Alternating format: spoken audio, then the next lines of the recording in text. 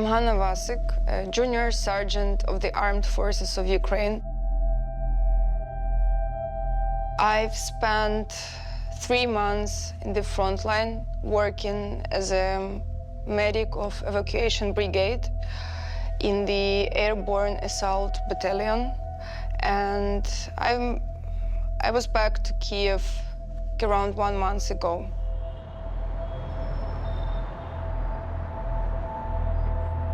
Before the big war started, I've been top manager of the creative industries dedicated to electronic music and contemporary visual art.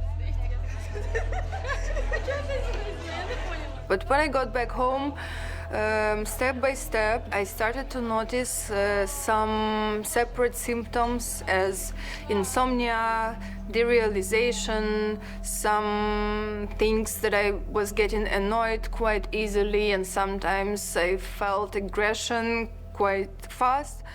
And I also could start to cry from time to time. Together with all other symptoms, I realized that probably it is PTSD. Anna et une génération entière ont été plongées dans une guerre d'un autre temps. Abandonnant leur famille, leur carrière, leurs amis, sacrifiant leur avenir.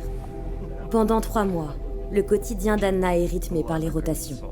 Des heures d'attente éprouvantes, dans des abris souterrains. Et c'est le grésillement d'un appel radio qui déclenche les opérations de sauvetage pour sortir les hommes blessés des tranchées.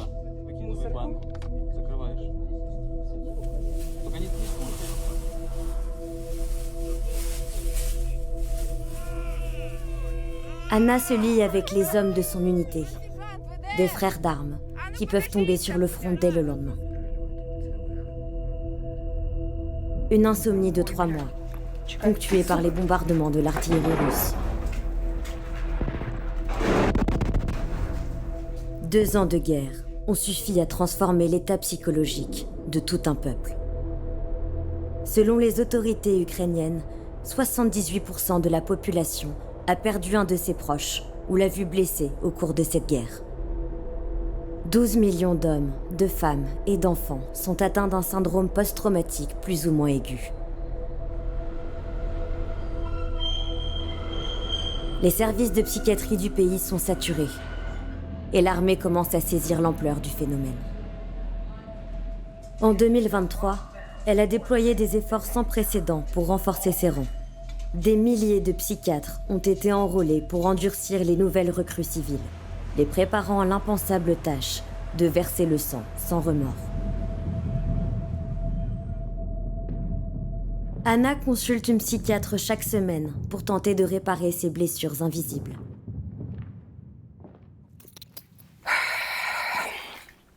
Добрий день. Да, все. І так втрьох маленьку кучку від'єднувались і починали ділитися досвідом. Я зі своїм побратимом-штурмовиком щось пригадувати. І в кінці я кажу, типу, а ми що, як він так сформулював, типу, що ми травмовані, чи ми сумасшедші. Я трішки переживаю, щоб, знаєте, не перетворитись на людину, яка постійно одні ті самі історії розповідає і забуває, що вона кому сказала, як стара бабка. Знаєте, як той сон, що повертаєшся, поки вона розрішила якусь проблему. Знаєте, підходить. Ваша психіка кудись не вмотує. Потрібне місце. Так, це правда.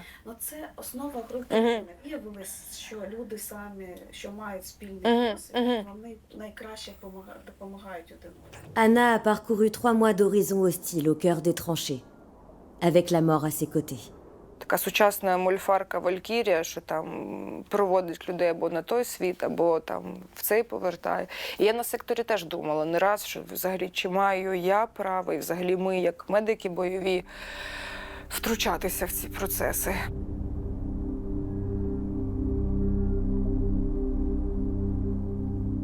Девід, мій хасидський раввін, казав, що вона своє забере, якщо захоче, що ми сильно ні на що не впливаємо.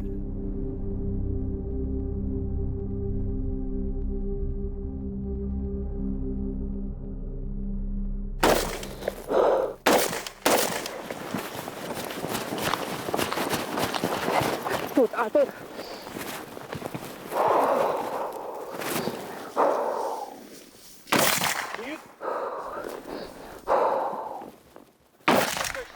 Увага! I had no relationship with a weapon before the war. I never had any gun, any knife, nothing.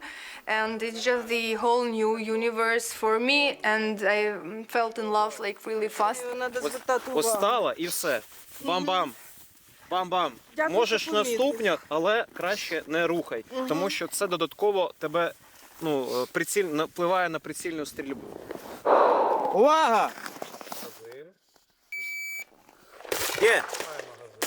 Є, молодець. Вон влучила навіть.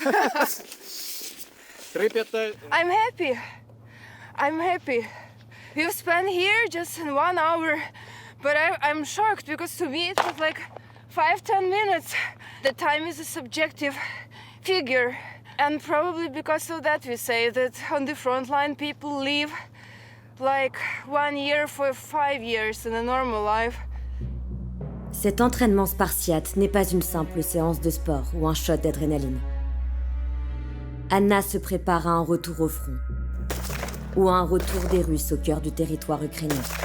I think starting from now and for the future, every citizen of Ukraine has to have a gun, know how to shoot, in case the enemy will enter any of the cities. From every window, the rifle will stick out, which will be able to shoot and kill the enemy. No other possibilities for us to survive. It's just a matter of life and death. Що будемо раз на тиждень хоча б бачити, поки ти в Києві, бо мені так класно і добре, що це взагалі моя психотерапія. І полігони якраз Плюс, будуть плюс. через 2 тижні. Супер. Все, Дякую, пока-пока. па-па.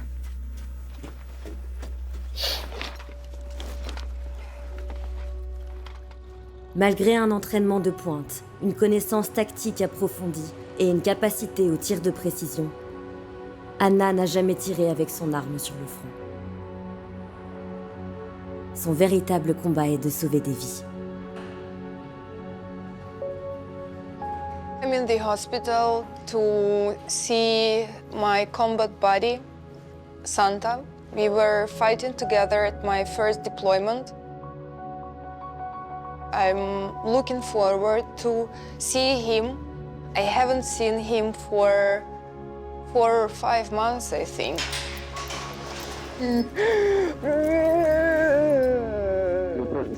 Ти такий гарячий. Тебе температура чуть-чуть, ні? А де ти задирявий збоку, покажи. Привіт, лапа. Це телефон зірвався. Серйозно? Від влучання? Ну, ще мінімум десь 2. Слухай, ну, блядь, вона на місці. Слава Богу, ти живий. Бачила? Да. Що? Deux autres frères d'armes tenaient absolument à revoir Anna. Leurs noms de combattants, Привіт, Bandit привіт. et Kazak. Да-да-да, а ну зроби. Те саме, типу, воно як гіпертонус, це типу як спазм м'язів чи Коротше, це типа забій трацепеїдального нерва. плюс. Being a medic is like the really like tough job. Once I've got one guy with a severe concussion in the ambulance, and we had to come back 3 times under the shelling to pick up more wounded. He started like to cry and trembling, and I was like hugging him and saying, "Hey, come on, you're in safety now."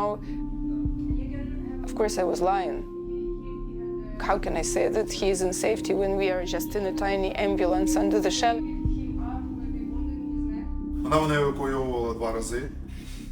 Перший раз був осколочний, осколок від АГС. А через декілька днів було наступне поранення, і вона, маленька дівчинка, намагалася нас двох по 100 з копійками кілограм затащити в машину.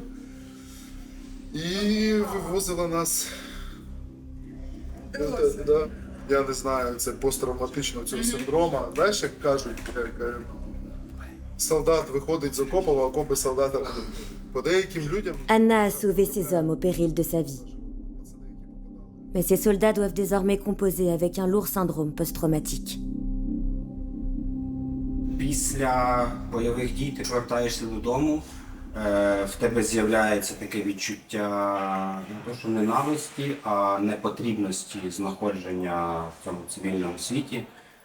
Тому що, по-перше, люди тебе не розуміють, ти не можеш з людьми знайти якусь спільну мову, спільну думку, тому що в тебе друга реальність, у них зовсім інша реальність. І ти, виходить, сам собі закриваєшся, і з цього в тебе виникає таке відчуття, що ти нікому не потрібен, це все переростає в такий якийсь маленький ПТСР. Ні, я ще сидів недавно, от мене на Новий рік не пустили на один день додому. Я заїхав в супермаркет, і я до цього не був щоб таке скупчення людей було велике. Це теж мені Єбать, мене це жорстко. бісило Да. просто. Я Да. сижу, мене аж трясе, а вони ще до мене підходять. Я так типу сидів біля проходу, і там каси були. Да. Я отак от сиджу, і кожен до мене підходить. Ви у черзі? Ви у черзі? Бля. Відібіться такої від мене. Особливо в перші дні, коли приїжджаєш назад, оці всі проблеми, які є в цивільному житті, вони там не важливі.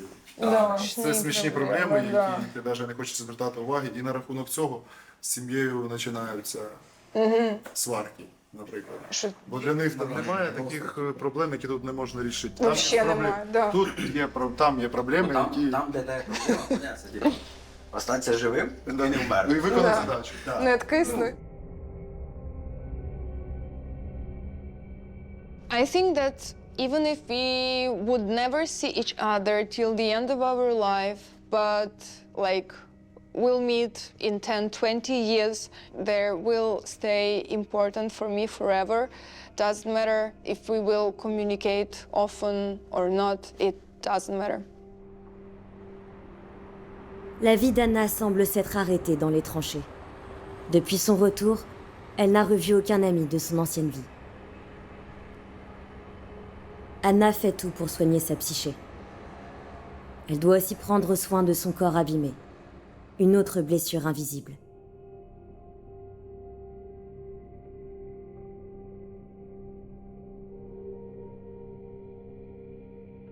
Sur le front, Anna a subi une commotion cérébrale lourde après qu'une bombe d'une demi-tonne soit tombée à moins de 100 mètres de son abri.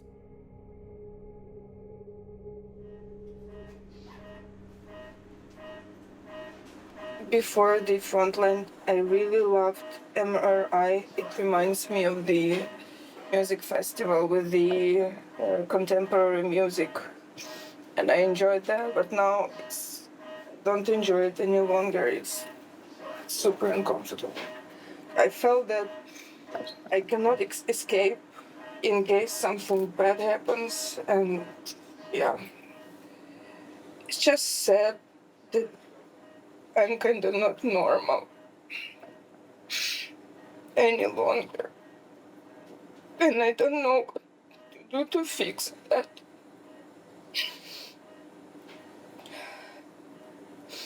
I know it takes time and everything gonna be fine, but I just said. But I'm gonna be fine definitely one day, sooner or later. But yeah, I managed somehow to wait till the end, so it's good. I can see soon if the concussion has somehow damaged the brain, not only psychologically but also physically. So it's good to know.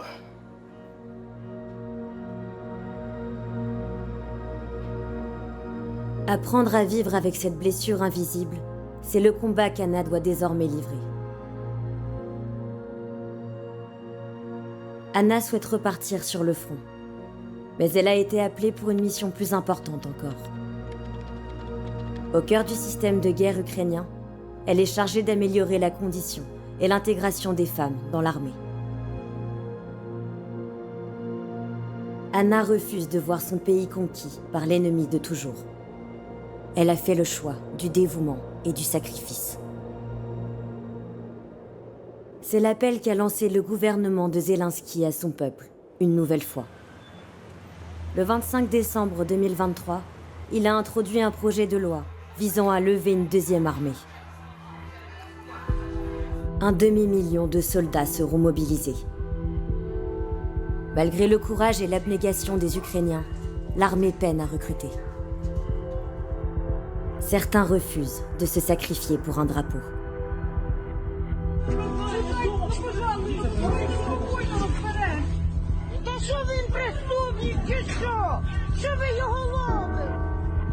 Ces images circulent par milliers sur les réseaux ukrainiens. La mobilisation se durcit dans les villes frontalières des combats. À Odessa, Kharkiv ou Kherson, l'armée traque systématiquement les hommes en âge de combattre qui tentent d'échapper à la mobilisation. Les fuyards seraient plusieurs dizaines de milliers selon les autorités ukrainiennes. 20 000 d'entre eux ont été arrêtés. Chaque mois, des hommes sont retrouvés noyés dans la Tisa, la rivière frontière entre l'Ukraine et la Roumanie. Les forces de la police des frontières roumaines multiplient les missions pour sauver ces hommes désespérés. Dima est l'un d'entre eux. Мы едем на один из объектов, который я делал и делаю до сих пор. Мне надо кое-какие там размеры взять. Ну, едем по делам, скажем.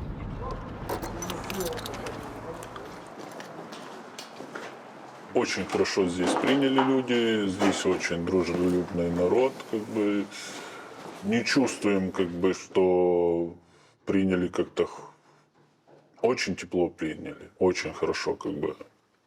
На это и хватает, скажем так. Что было на жизнь, на аренду квартиры и то, что как бы детям необходимо. Я не мог смотреть в сторону гор. Если я посмотрел в сторону гор, я сразу плакал, даже сам не осознавая этого.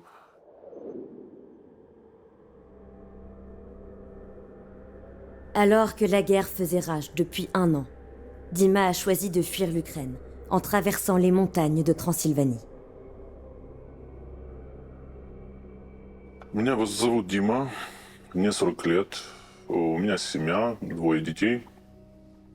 Родился в Украине, жил в городе Киев. C'est une vague de mobilisation plus dure que les autres qui a précipité la décision de Dima. Il a trouvé une échappatoire sur le réseau Telegram, un groupe où passeurs et déserteurs organisent leur traversée. Ну, было несколько человек 8-9, но платили по-разному, кто как. Кто 8, кто 10 тысяч евро, кто 5, кто 2. Я заплатил 2000. И они поднимали нас до определенного... Они там, видимо, испугались. Да, естественно, каждый день это вспоминаю. Погода была ужасная, снегопад, метель. Кто-то из нас потерялся тогда, 2, по-моему. Погрелись, и тогда было разногласие между нами. Тогда мы вчетвером решились, все-таки нашли по GPS, как подняться.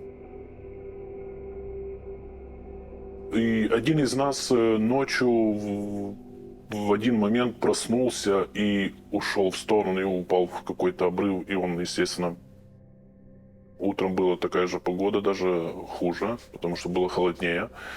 Мы не нашли. Тогда мы решили, что есть 2 варианта. Либо мы остаемся там и, естественно, замерзаем. Le groupe va se perdre dans la montagne pendant plus de 5 jours. Dima se retrouve seul, bloqué par une falaise. Face au vide et désespéré, il s'élance, glisse sur plusieurs dizaines de mètres et frôle la mort. Тогда в районе 20 километров я босиком шел. Я в это время потерял обувь. На то время мы зарядили телефон. Каждый успел что-то сказать семье. Какие чувства могут быть у человека, когда ты звонишь своей семье и говоришь, что ты их больше не увидишь, и ты не увидишь никогда свою семью? Когда я позвонил жене и сказал, что чтобы она меня простила за мои неправильные решения, Она сказала, ну, зачем ты такое говоришь? Возьми себя в руки и приходи домой, потому что ты нам нужен. Вот в тот момент, когда он мне... Я сразу, конечно, я приняла меры, чтобы его спасти как-то. Эти слова сказал, дети были рядом, и они это все услышали. Взяла, села в машину и поехала на границу.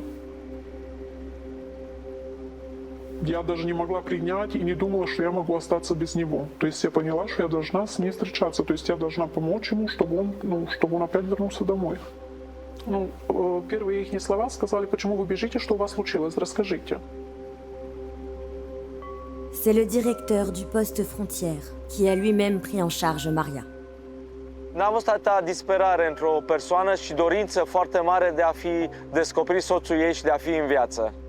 În acest moment am anunțat conducerea Inspectoratului Teritorial al Poliției de Frontieră Maramureș despre acest aspect și au început căutările acestor persoane. Cu toate că știam că toată lumea îl caută, după cum spuneam, erau 2 elicoptere, șansele erau foarte mici. Din ce cauză? De a fi găsit în viață. Les secours vont mettre plus de 48 heures pour retrouver Dima et ses compagnons. Tous portent les stigmates de leur périple, des engelures irréversibles. Dima a été amputé de l'extrémité de ses 2 pieds. Ses 2 compagnons de survie ont perdu leurs mains et une partie du bras. Dima a reconstruit sa vie en Roumanie. Естественно, все как бы поменялось в жизни.